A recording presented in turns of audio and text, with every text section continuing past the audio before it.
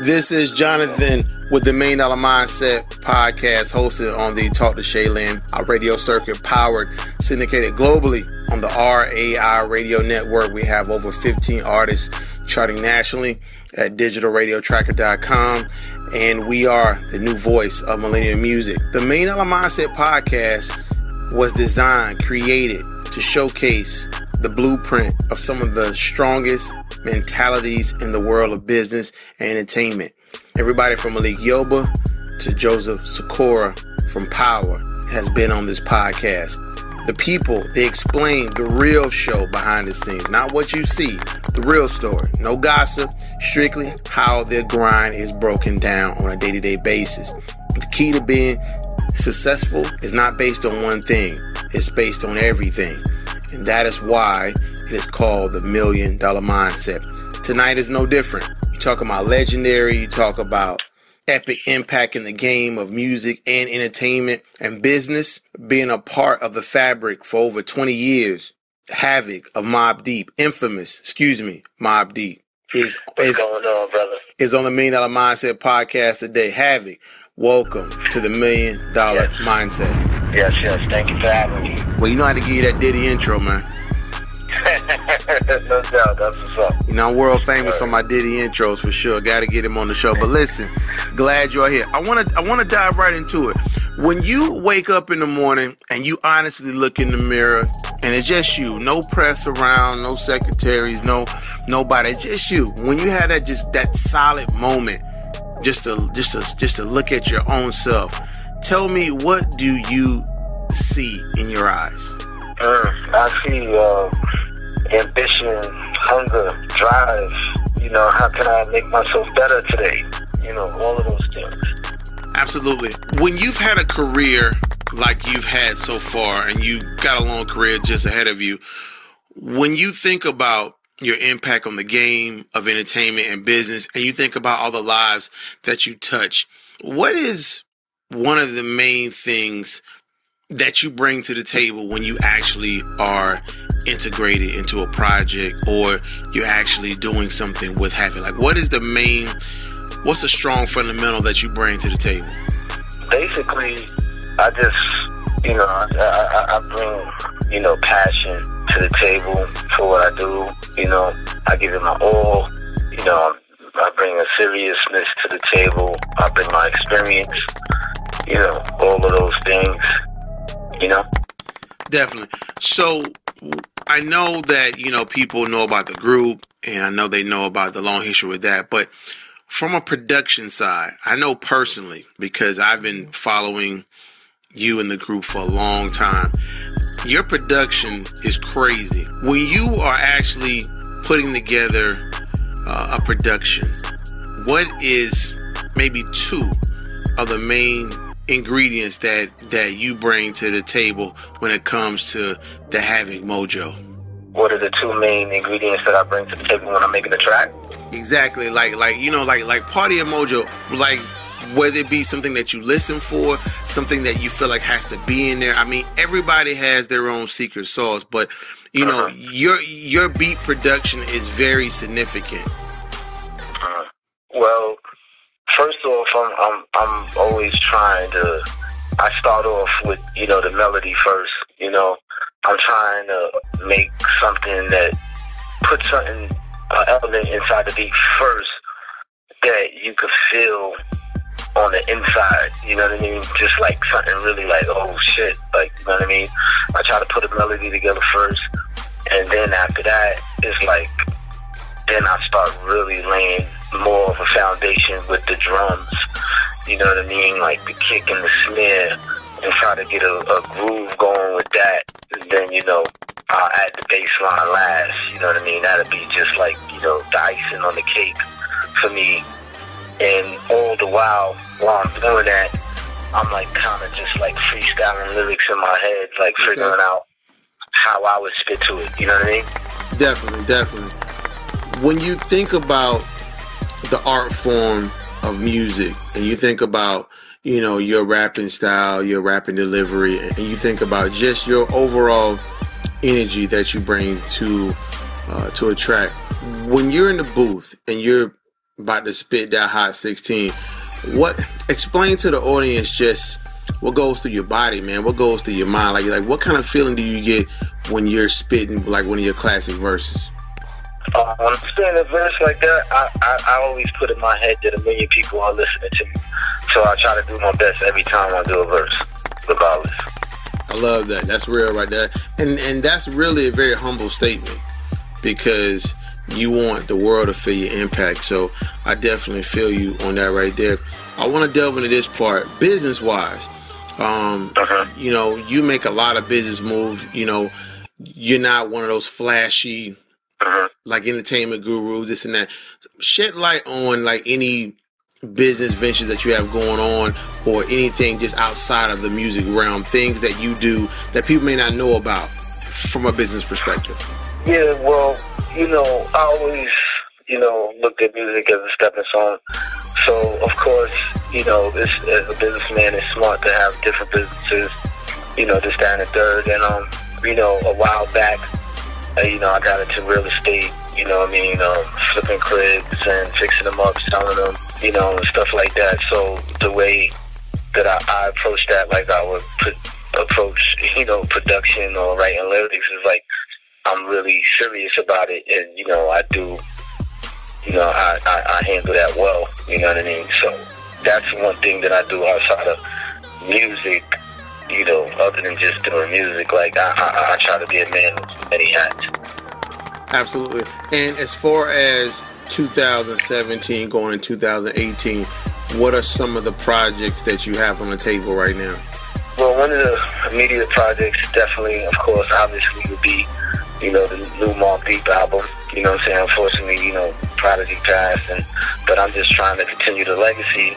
And, you know, Prodigy will be on the album, and so I'm really putting my energy into that. And then, you know, later on, of course, you know, looking forward to putting, you know, other artists and, you know, nurturing new talent. You know what I mean? I feel like I did what I can as far as lyrics and being an artist myself, you know, so I think I'll find more fun in like nurturing new talent moving forward.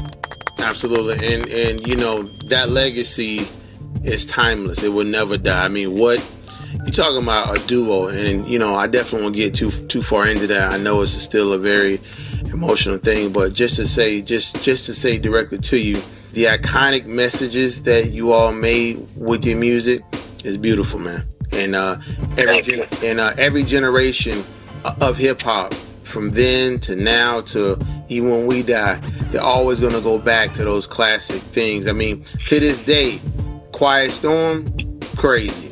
Like, you can't, you know, that's one thing about music. Music is just like poems. It's just like, you know, Langston Hughes, you know, Ernest Hemingway. Right.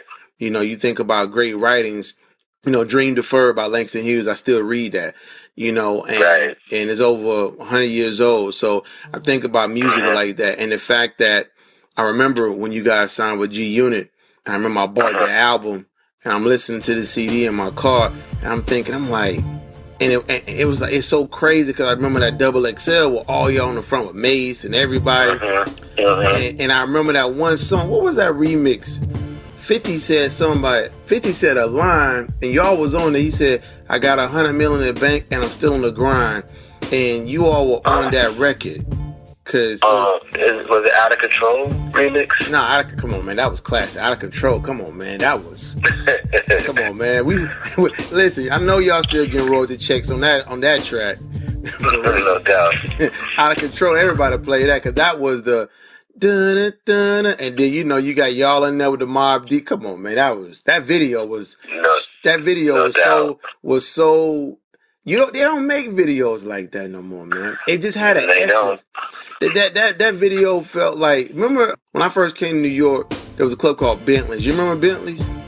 Yeah, I remember that. Yeah, when I first came to New York, I went to Bentley's. I was like 18, and I never forget, Bentley's was 2-story, and downstairs was different genre music, and then upstairs was different genre music. But when I was in the club the first time in New York, it was so much it was just a different vibe. I mean, everybody was drinking Heinekens, of course, Timberland boots. No doubt. You know, I'm like I'm from a whole different state, so I'm like, they don't do this in Florida like that. So I'm thinking in my mind, I'm like, what is this? And then I remember I backed up and I stepped on this dude, Timberland, and the dude was like 6'7" or something like that. And I turned around slow and I said, bro, I am so sorry. He said, and he had on a Carl Kanai hoodie, and he said, you good, fam. You good, B. He said, you good, B. I was like, appreciate that. Right. He said, you good, B. And I think he knew I was a Southerner and an outsider. But the moral of the story is it's just that New York has that vibe, and that video had that vibe. You guys had that vibe. You always had it, and it's always been there. And that's what makes the historical value of you all priceless. It's like you guys are going to always be in the museum of hip hop, because the music, there's never been an album. There's never been an album that you all made that didn't stick, because some people are just birthed into greatness. And I just want to tell you all that, man. And I definitely want to say that. And that's why, and I even feel personally, and this is no shot at no other magazines or blogs, but hip hop has to do a better job of honoring and highlighting the brilliance of the musicians, because if you look at Billboard.com and Rolling Stone, they do a great job of talking about the U2s and the Bonos, Bruce Springsteen. And Bruce Springsteen been making music for like 900 years, and they'll talk about him like he just made Born in the USA. You know what I'm saying? Right. And there's nothing wrong with that, because I admire it. But you got Mobb Deep. I mean, they should have had 20 write-ups in Billboard by now. Like, think about, you know what I'm saying? Go ahead. I'm sorry about that. Yeah, the problem with that is because hip-hop doesn't have a magazine that is a staple just for hip-hop. You understand what I'm saying? And the ones that are here, they're supposed to represent the black culture, you know, hip-hop, you know, R&B music in general, it's like they just all for now. Like, you know what I mean? They just like, you know, dick riders for whatever's hot, you know what I mean? And they don't really pay homage, you know what I mean? So they got to get their act together, like you said. It's like, you know, because, you know, history is important, you know what I mean? Because if you don't remember your history, then where the fuck you really going, you know what I mean? Right, definitely. Social media wise, and this will be the final question. Social media wise, how has social media changed the way you do business and changed the way you interact with people? How do you integrate social media in 2017 into your business plan? I mean, social media, it just connected everybody to the world, like, you know, like never before. So it's definitely a great tool. You know, you can get your music out there faster. I mean, you can have a hit in South Africa, you know what I mean, and nobody not even hear it really in New York, feeling it like that. But, you know, so you got to integrate it, because you got to use it as a tool that it is. It gets things to people instantly. So you just got to keep that in mind, and it's definitely something that has to be. It's essential. If you're not using it, then you're definitely not going nowhere in today's age. Got it. And speaking of social media, give out your social media handles very slow for the listeners. How can people reach you on Twitter? And then let's go into Facebook, Instagram, and I guess Snapchat if you're on there. Yeah, people can reach me on Instagram at Mobb Deep HAVOC. That's Mobb Deep HAVOC. My Twitter is the same thing. And my Facebook is Kiwan HAVOC Mochida. Say that one more time. I go by my real. Yeah, on my Facebook is Kiwan HAVOC Mochida. So I kind of go by like my real name, but with HAVOC in the middle. So, you know, definitely hit me. Everybody can hit me up on there. They can send their love. Right. Their comments. You know, X, Y, Z, you know. Right. And I do have one artist question. From an aspect of independent artists, music submissions, can artists send you music? Do you entertain those type things, label-wise? What information can you give about that part?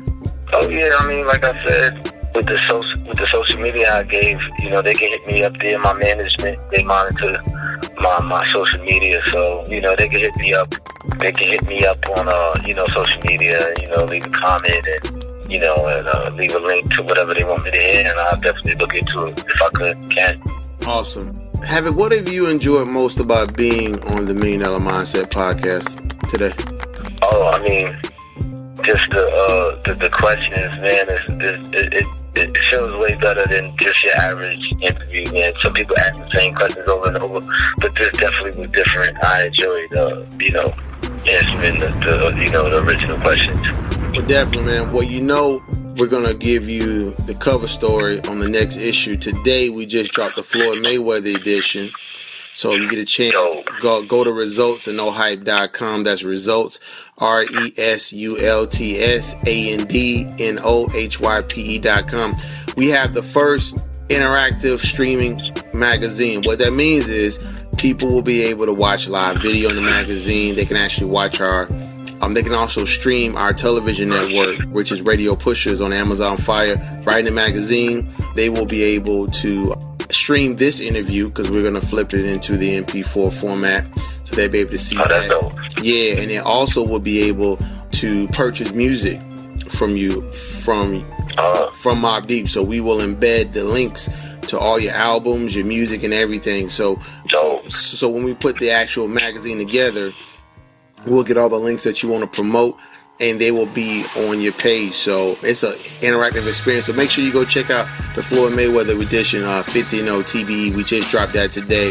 So definitely. And listen, it's been an honor. You have been the most recognized artist I've interviewed as far as music wise, because I interview a lot of like business people, celebrities, actors. You have been the most significant artist that I have interviewed since I started this podcast over a year ago. Thank you, man. Yeah, definitely. My first person ever was Malik Yoba. So wow, that's dope. Yeah.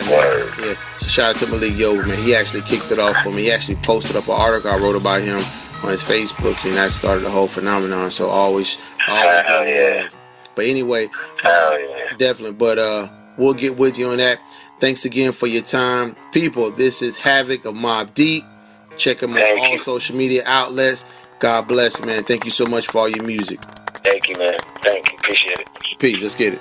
Perfect.